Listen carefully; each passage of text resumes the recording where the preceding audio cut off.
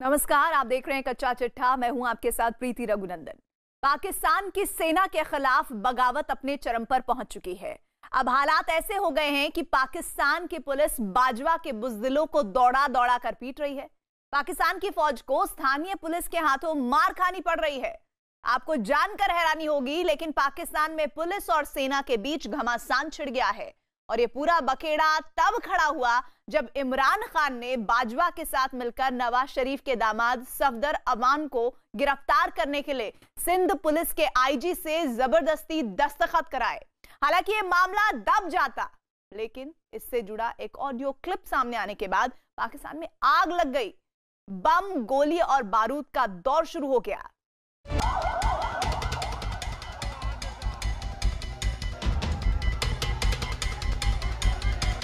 पाकिस्तान में भड़के बगावत के शोले।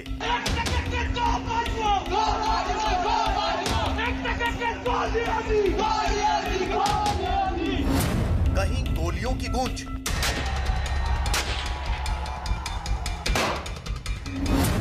कहीं बारूद के धमाके।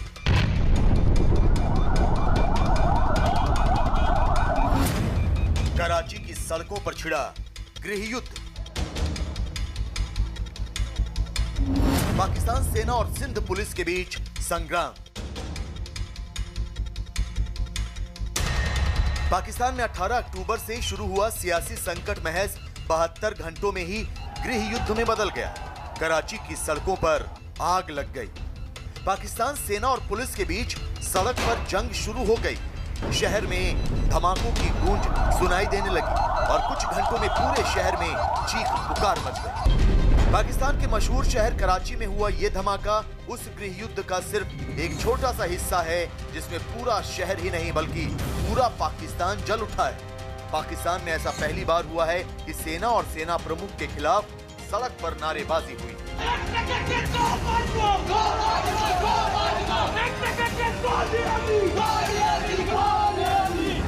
कराची में जनता सेना के खिलाफ सड़क पर आई। सेना प्रमुख जनरल बाजवा के खिलाफ गो बाजवा के नारे लगाए गए। सेना से नाराज प्रदर्शनकारियों ने तो कराची में बाजवा के रिश्तेदारों की दुकानों को चुन चुन कर आग के हवाले कर दिया। पूरे शहर में सेना के खिलाफ नारेबाजी का शोर गूंजने लगा। कराची में एक तरफ पाकिस्तान सेना के खिलाफ बगावत के नारे लगे तो दूसरी ओर पूरे शहर में धमाकों की गूंज सुनाई देने लगी। कुछ ही घंटे के अंदर कराची में अलग अलग जगहों पर 2 बड़े धमाकों का शोर सुनाई दिया, जिसमें कई लोगों की मौत भी हुई।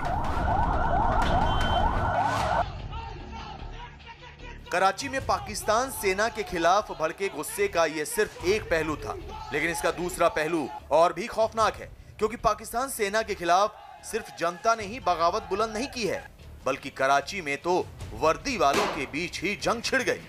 जंग सिंध प्रांत की पुलिस और पाकिस्तान सेना के बीच छिड़ी। कराची में पुलिस और सेना के बीच गोलाबारी हुई। सड़क पर ही पुलिस और फौज के बीच संग्राम छिड़ गया। सिंध पुलिस के जवानों और पाकिस्तान सेना के सैनिकों को निशाना बनाया गया और सैनिकों ने भी पुलिस पर गोलियां बरसाईं। इस गोलाबारी में कई लोगों की मौत भी हुई। कराची की सड़कों पर गृह युद्ध 20-21 अक्टूबर की रात में छिड़ा। देखते ही देखते हालात इतने खराब हो गए कि पुलिस और सेना के बीच में गोलाबारी शुरू हो गई। ये खबर जैसे ही प्रधानमंत्री इमरान खान और सेना प्रमुख जनरल बाजवा को मिली तो सबसे पहले इन लोगों ने मीडिया का गला दबाया। मीडिया को ये साफ संदेश दिया गया कि इस गोलाबारी से जुड़ी किसी भी खबर को दिखाने के लिए सेना से इजाजत लेनी होगी। सड़क पर सेना और पुलिस के बीच गोलाबारी शुरू होते ही पूरे कराची में आपातकाल लागू हो गया। इमरान खान ने सिंध प्रांत के गवर्नर को इस्लामाबाद बुला लिया और उन्हें सिंध में पीपीपी की सरकार को तुरंत बर्खास्त करने का हुक्म देकर वापस कराची भेजा। गवर्नर के कराची पहुंचते पहुंचते हालात फिर बदल गए और उन्हें बिलावल भुट्टो की पार्टी की सरकार को बर्खास्त करने का फैसला बदलना पड़ा।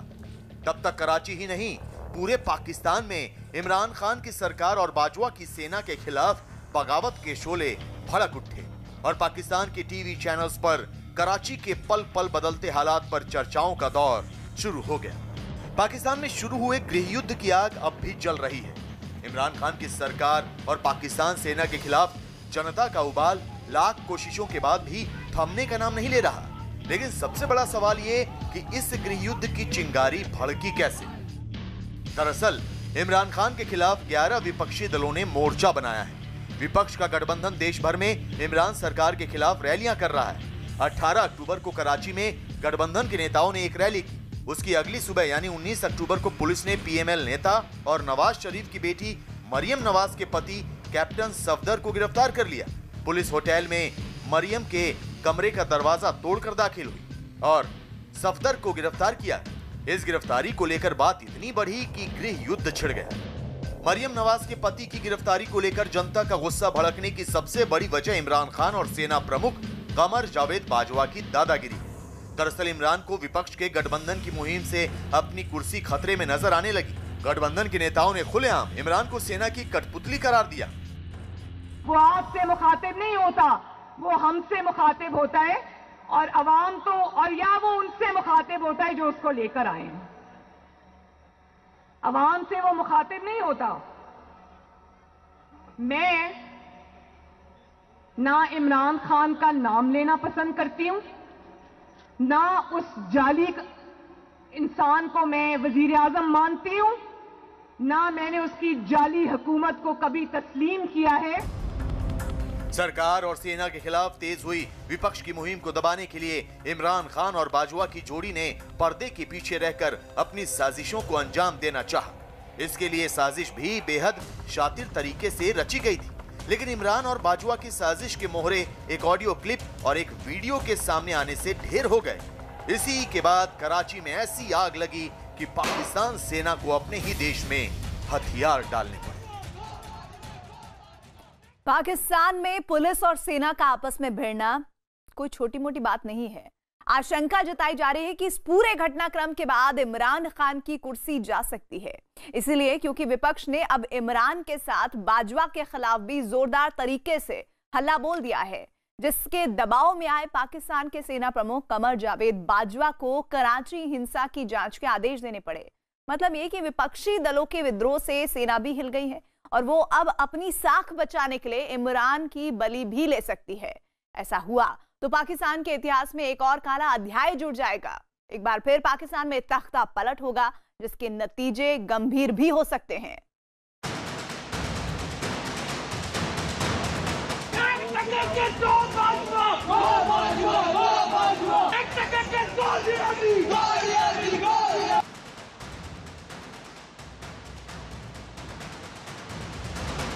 पाकिस्तान में सेना के खिलाफ बगावत।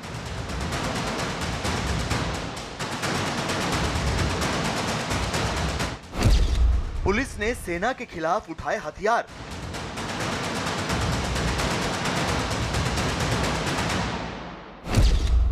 कराची की पुलिस से पिटे बाजवा के बुज़दिल।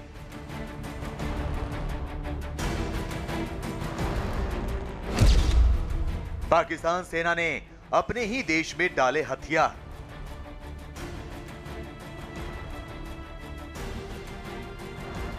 कराची की सड़कों पर पाकिस्तान सेना और सिंध पुलिस की गोलाबारी से पूरे पाकिस्तान में भूचाल आ चुका है। देश भर में पाकिस्तान सेना के खिलाफ लोग सड़क पर आ चुके हैं। पाकिस्तान सेना प्रमुख के खिलाफ खुलकर नारेबाजी हो रही है। पाकिस्तान की सेना और इमरान खान के खिलाफ विपक्ष के गठबंधन ने जिस दिन से हमला बोला है, उस दिन से दोनों की नींदें उड़ी हुई हैं। दोनों को यानी कि इमरान खान और जनरल बाजवा को अपनी कुर्सी जाने का डर लगातार सताया जा रहा है और ऐसे में अपनी कुर्सी बचाने के लिए दोनों ने इस आंदोलन को कुचलने के लिए एक ऐसी साजिश रची जिसके तहत सबसे पहले मरियम नवाज के पति कैप्टन सफदर को गिरफ्तार किया गया और इसी गिरफ्तारी के बाद से जनरल बाजवा और इमरान खान की साजिश के सारे मोहरे ढेर हो गए। कराची के होटल में मरियम नवाज के कमरे का दरवाजा तोड़कर उनके पति कैप्टन सफदर को तो पुलिस ने जैसे ही गिरफ्तार किया, पाकिस्तान की जनता में ये संदेश चला गया कि इमरान खान और बाजवा विपक्ष को कुचलने के लिए साजिशों का चक्रव्यूह बना रहे हैं। इस बीच मरियम के पति की गिरफ्तारी करने की पूरी घटना से जुड़ी एक ऑडियो क्लिप सामने आई, जिससे इमरान और बाजवा की पोल खुल गई। सबसे पहले हम आपको इस क्लिप से सामने आया सच दिखाते हैं, इसके बाद आपको ये क्लिप भी सुनाएंगे। ये ऑडियो क्लिप सिंध के पूर्व गवर्नर की है, जो PMLN के नेता हैं और उनका नाम जुबैर उमर है। जुबैर ने सिंध के मुख्यमंत्री से बात करने का दावा किया और ये कहा कि सिंध के CM ने उन्हें बताया कि पाकिस्तान सेना ने कराची पुलिस के इंस्पेक्टर जनरल का अपहरण कर लिया था। पाकिस्तान रेंजर्स के जवानों ने IG का अपहरण कर उनसे जबरन हस्ताक्षर कराए। IG के जबरन हस्ताक्षर सफदर की गिरफ्तारी के वारंट पर लिए गए। इसी कागज के आधार पर सफदर को गिरफ्तार किया गया। जी, ये मुराद अली शाह ने अभी मुझे कंफर्म किया है कि इन्होंने IG को, पहले सिंध IG पुलिस जो है उसको प्रेशर डालने की कोशिश की थी कि ये अरेस्ट के लिए भेजें। When he refuse to do that, तो 4 बजे उन्होंने रेंजर्स ने किडनैप किया है। This is what the chief minister told me, the word kidnap. I asked him again. He said yes, he was picked up and taken to the sector commander's office, where additional IG was also brought in and they were forced to issue orders. इस audio clip से पाकिस्तान सेना की पोल खुल गई। लोगों का गुस्सा उबलने लगा। इस बीच एक वीडियो भी सामने आ गया जिसमें इमरान खान की पार्टी के एक नेता को पुलिस पर सफदर को गिरफ्तार करने का दबाव बनाते हुए देखा गया।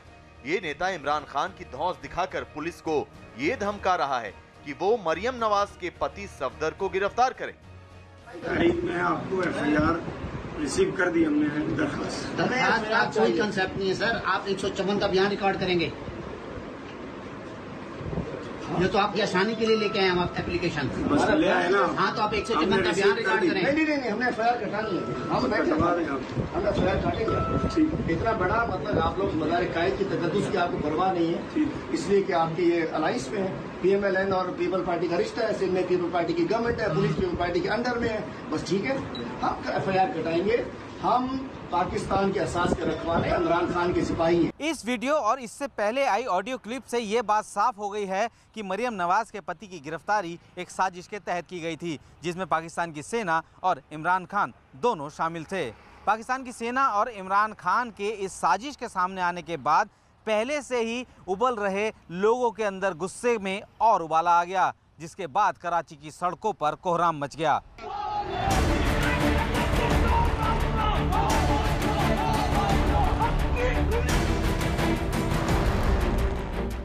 इमरान खान और बाजवा की साजिश के सामने आने के बाद जनता का गुस्सा तो भड़का ही। सिंध की पुलिस भी खुलकर मैदान में आ गई। उसने भी बगावत का बिगुल फूंक दिया। कराची पुलिस ने सेना के खिलाफ मोर्चा खोल दिया। कराची के जिस IG का अपहरण कर जबरन दस्तखत लिए गए थे वो 60 दिन की छुट्टी पर चले गए। उनके साथ कराची पुलिस के 20 आला अफसरों ने भी छुट्टी के लिए आवेदन कर दिया। इन सभी अफसरों ने अपने आवेदन में सेना के खिलाफ चिट्ठी लिखी और सफदर की गिरफ्तारी के तरीके पर सवाल उठाए। सिंध के एडिशनल IG की छुट्टी की एप्लीकेशन मीडिया में भी सामने आ गई, जिसमें साफ तौर पर लिखा गया था कि वो पुलिस के कामकाज में सेना के दखल से परेशान होकर छुट्टी पर जा रहे हैं। 18 से 19 अक्टूबर की रात मरियम नवाज के पति सफदर की गिरफ्तारी को लेकर जो घटनाक्रम हुआ उससे पूरे सिंध की पुलिस में गुस्सा है। सिंध के IG के साथ जिस तरह का बर्ताव किया गया उससे पुलिस के सभी अफसर और कर्मचारी हैरान हैं। ऐसी हालत में हमारे लिए अपनी ड्यूटी निभा पाना मुमकिन नहीं है, इसलिए मुझे 60 दिन की छुट्टी दी जाए। सिंध पुलिस की इस बगावत से पूरे पाकिस्तान में तूफान खड़ा हो गया। सिंध की पुलिस और पाकिस्तान सेना के बीच सड़क पर जंग छिड़ गई। हालात तेजी से बिगड़ने लगे और कराची में धमाकों की आवाज गूंजने लगी। पूरे पाकिस्तान में कोहराम मच गया। हर तरफ सिंध की पुलिस के अफसरों के एक साथ 2 महीने की छुट्टी पर चले जाने। सिंध पुलिस की बगावत से साफ हो गया कि सफदर की गिरफ्तारी दरअसल सरकार और सेना की साजिश थी। इससे विपक्ष को सरकार पर हमला बोलने का मौका मिल गया, क्योंकि वो पहले ही मरियम नवाज के पति की गिरफ्तारी से नाराज था। सेना और सरकार की साजिश का भंडाफोड़ होते ही PPP के अध्यक्ष बिलावल भुट्टो सबसे पहले सामने आए, क्योंकि सिंध में उन्हीं की पार्टी की सरकार है और सफदर की गिरफ्तारी को लेकर उन पर उंगली भी उठ रही थी। सेना और सरकार की साजिश का भंडाफोड़ होते ही बिलावल भुट्टो ने कमान संभाल ली। आपने ये भी देखा होगा कि मेरे पुलिस एक पर एक या इस्तीफा या छुट्टी पे जा रहे हैं। इनका इज्जत का सवाल बन गया है।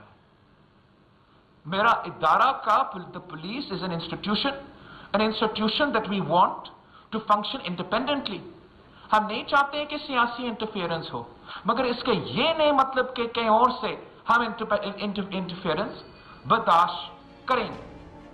बिलावल ने भी कराची के आईजी के अपहरण को मुद्दा बना दिया। वो सिंध के आईजी से मिलने पहुंच गए और सिंध के पुलिस अफसरों के साथ उन्होंने एक फोटो ट्वीट कर पुलिस के पक्ष में जनता का समर्थन मांगा। इस बीच बिलावल का साथ देने के लिए मरियम नवाज भी सेना और सरकार के खिलाफ मोर्चा खोलते हुए बिलावल के साथ खड़ी हो गईं। एक तरफ पाकिस्तान में सेना और सरकार के खिलाफ विपक्ष के नेताओं ने मोर्चा खोल रखा था, तो दूसरी ओर लंदन में बैठे नवाज शरीफ ने भी सिंध पुलिस के साथ हुए सुलूक को लेकर इमरान सरकार पर हमले शुरू कर दिए। जो नवाज शरीफ ने कहा वो गलत है, मेरा ख्याल कोई भी नहीं आज कहेगा। जो मैं कह रहा था पिछले 3-4 आपने मेरी तकारीर सुनी है, मेरा ख्याल है कि अब आज के बाद शायद आपको कोई शक व शुबा नहीं रह गया होगा कि वाकई पाकिस्तान के अंदर इस तरह स्टेट बग स्टेट है। कराची से लेकर लंदन तक सिंध के आईजी को अगवा किए जाने के मामले को तूल देने से पाकिस्तान सेना और इमरान सरकार के हाथ पैर फूल गए। बिलावल ने सिंध की पुलिस को इंसाफ दिलाने का वादा करते हुए पाकिस्तान सेना के प्रमुख कमर जावेद बाजवा को फोन किया और सिंध की पुलिस के साथ सेना के सुलूक पर सवाल उठाया। बिलावल के फोन और कराची के हालात देखते हुए आखिरकार पाकिस्तान सेना के मुखिया को भी हथियार डालने पड़े। इसके बाद सेना को कराची कांड की जांच कराने का आदेश जारी करना पड़ा। कराची में हुई वारदात की तत्काल प्रभाव से जांच शुरू की जाएगी। जांच कराची कोर कमांडर करेंगे और ये पता लगाएंगे कि ये वारदात क्यों हुई और इसके लिए कौन जिम्मेदार है। कराची कोर कमांडर को ये निर्देश दिया गया है कि वो जल्द से जल्द अपनी रिपोर्ट दाखिल करें। बाजवा के हथियार डालने और पूरी वारदात की जांच के आदेश के बाद मामला थोड़ा ठंडा हुआ और सिंध पुलिस के अफसरों ने छुट्टी पर जाने के फैसले को 10 दिन के लिए टाल दिया। लेकिन बगावत की आग बदस्तूर जल रही है।